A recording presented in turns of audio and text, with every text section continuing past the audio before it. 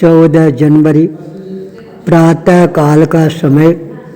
जब मैं उठता हूँ मेरे कानों के अंदर ये आवाज़ गुंजायमान होनी प्रारंभ हो जाती है।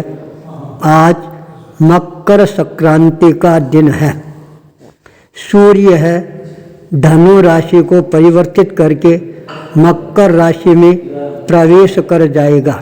सूर्य और ज़्यादा ओजस्वी, तेजस्वी, वर्चस्वी के रूप में प्रखरता के साथ अपनी किरणों को बिखेरना प्रारंभ कर देगा। उसी समय मेरे को सूर्य पुत्र शनि का स्मरण होना प्रारंभ हो जाता है। शनिवार का ही दिन था, इसलिए शनि मेरी एक तरह से जन्म कुंडली के अंदर सबसे ज़्यादा प्रभावशाली ग्रह के रूप के अंदर उभर कर सामने आया है। जब भी मैं कोई नया कार्य प्रारंभ करता हूँ शनिवार के दिन ही करता हूँ। इसलिए शनि मेरे लिए एक बहुत बड़ा सहारा है और वह मेरे हर कार्य के अंदर कोई न कोई नया सहारा है वह प्रदान करना प्रारंभ कर देता है।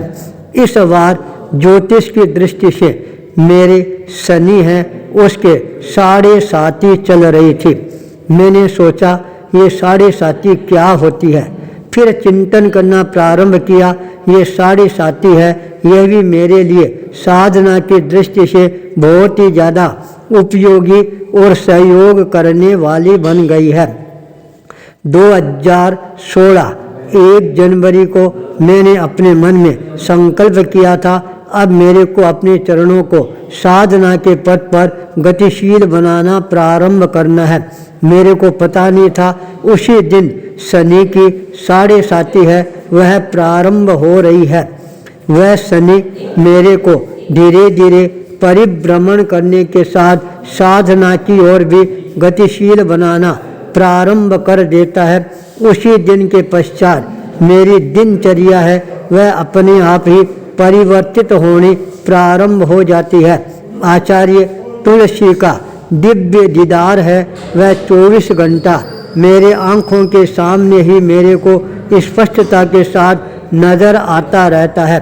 जब मैंने संयम ग्रहण किया था 48 वर्ष पूर्व, तब आचार्य तुलसी ने सरदार शहर और लाडनों के अंदर मेरे जन्म दिवस पर मेरा दायां कान पकड़ते हुए शिक्षा संबल प्रदान किया था। भूपेंद्र, तेरे को एकांत साधना की ओर अग्रसर होने के लिए तैयार रहना है। एकांत साधना करेगा तब ही तेरी साधना है वह और ज़्यादा निखार लेकर सामने आने वाली बनेगी। उस समय के जो शब्द थे वो मेरे जीवन के अंदर उन्हीं की राज तिलक भूमि गंगापुर के अंदर आकार ग्रहण करना प्रारंभ कर देती है। गंगापुर से एक तरह से मेरी साधना का नया क्रम है वह प्रारंभ हो जाता है, जो मेरे को एक नई शांति, तृप्ति, अनुभूति है यह प्रदान करने वाली बनती जा रही थी। उसके पश्चात मेरे मन के अंदर 24 घंटा केवल एक ही बात गुंजायमान बनी रहती थी। अब मेरे को साधना के अलावा और कोई भी दृष्टि से चिंतन करना ही नहीं है। चाहे लेखन हो, प्रवचन हो, साहित्य हो, सबका सब मेरे को साधनामय ही बनाने का प्रयास करना है। उसी दिन मैंने यह संकल्प कर लिया था प्रातःकालीन प्रवचन के समय मैं केवल भगवान महावीर की वाणी, आगम वाणी के अलावा और कोई भी कथा कहानियाँ हैं वह मैं प्रस्तुत नहीं करूँगा। जो तीर्थंकर हैं उनके जीवन की घटनाएं हैं, उनके समय के अंदर जो बड़े बड़े ध्यानी, मौनी, ज्ञानी, तपस्वी संत हुए हैं उनका जीवन चरित्र है वही मैं प्रस्तुत करने का प्रयास करूँगा। यह मेरा उपक्रम है वह जनता के लिए भी बहुत ज़्यादा प्रेरणादायी बनना प्रारंभ हो गया। यह सारा का सारा कार्य है वह मेरे को शनि ही कराता जा रहा था। ऐसा मेरे को समय समय पर अपने आप ही अनुभूति होनी प्रारंभ हो जाती है। जब प्रवचन की श्रृंखला प्रारंभ होती है तब लोगों के मन के अंदर अपने आप ही आगम वाणी सुनने का एक नया आकर्षण है, वह भी मेरे को नजर आना प्रारंभ हो जाता है। जो व्यक्ति आगम के अंदर रुचि रखते हैं उनके लिए तो महत्वपूर्ण बन गया था, पर जिनको आगम की कथाओं के अंदर रुचि है उनके लिए ये प्रवचन और भी ज़्यादा महत्वपूर्ण बनते जा रहे थे। बहनों के मन के अंदर तो इन प्रवचनों के प्रति बहुत ही ज़्यादा आकर्षण के भाव है, वो जागृत होने प्रारंभ हो जाती है। मैंने देखा अनेकों भाई बहन प्रवचन के समय अपने हाथों के अंदर पेन और डायरी भी लेकर आती हैं, मुख्य मुख्य बातें हैं वो नोट भी करते चले जाते हैं। आचार्य तुलसी ने समण श्रेणी के साथ के अंदर गांव के अंदर पर्युषण आराधना के लिए उपासकों की श्रेणी है वह तैयार की, और मैंने देखा जब मैं भगवान महावीर और गौतम स्वामी के संवाद का संगान करता था उस समय उपासक लोग भी उस संगान के अंदर बहुत ज़्यादा रुचि लेते थे, और वो संगान जब वो अपने कार्य क्षेत्र में जाते थे वहाँ पर भी उनका प्रयोग बहुत ही रोचकता के साथ के अंदर करना प्रारंभ कर चुके थे। शनि है वह हमेशा परिभ्रमण पर्यटन कराने वाला होता है। 7 वर्षों तक यह शनि मेरे को पर्यटन की दिशा में आगे बढ़ाता रहा। जब 26 जनवरी 2022 का दिन आता है तो यह शनि मेरे लिए अब स्थिरता का संदेश लेकर आता है। मैंने अपने चरण साधना के पथ की ओर गतिशील बनाना प्रारंभ कर दिया। जो ही शनि की 7.5 पूरी होती है और उससे पूर्व अचानक मेरे जीवन के अंदर एक घटना चक्र है वह और घटित होता है। जहाँ पर मैं साधना कर रहा था वहाँ पर स्वार्थी व्यक्ति ने सब चीज़ें हड़पने का प्रयास किया, जिसके कारण मैंने उस स्थान को तिलांजलि देकर मेरी आस्था का केंद्र श्री बोथरा बालाजी धाम के प्रांगण के अंदर मैंने साधना करनी प्रारंभ कर दी।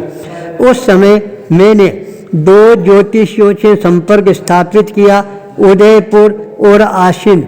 उन दोनों ने ही अपनी साधना अपनी मंत्र शक्ति इष्ट शक्ति के आधार पर मेरे को बताया शनि की महादशा तो आपको पूरी हो गई है, पर अब शनि है वह बकरी भी बन गया है, इसलिए आपको मकर संक्रांति तक और ज़्यादा संघर्षों का सामना है वह अवश्य ही करना पड़ेगा।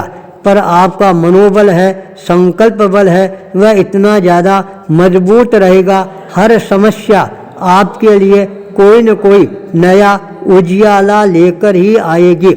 जब वह समय निकल जाएगा फिर अपने आप ही सारी चीज़ें आपके अनुकूल है वह बनती चली जाएगी। अच्छे व्यक्तियों का सहयोग है वह भी आपको प्राप्त होना प्रारंभ हो जाएगा। और मेरे को नोहर की बहन सुशीलाबाई बांटिया ने स्पष्ट रूप से कहा था राजस्थान के पूर्व दिशा के अंदर ही आपका स्थिरता का मुख्य केंद्र बिंदु बनकर रहेगा।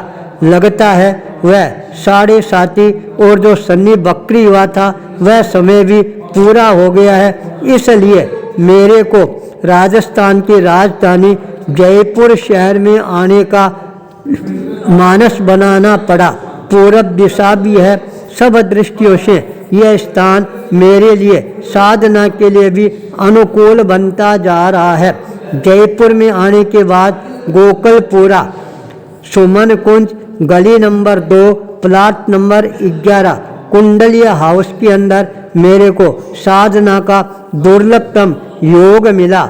योगेश जी शर्मा का बहुत बड़ा सहयोग मिला और अब शनि की दशा महादशा और बकरी शनि ये सब तीनों ही पूरे हो रही हैं।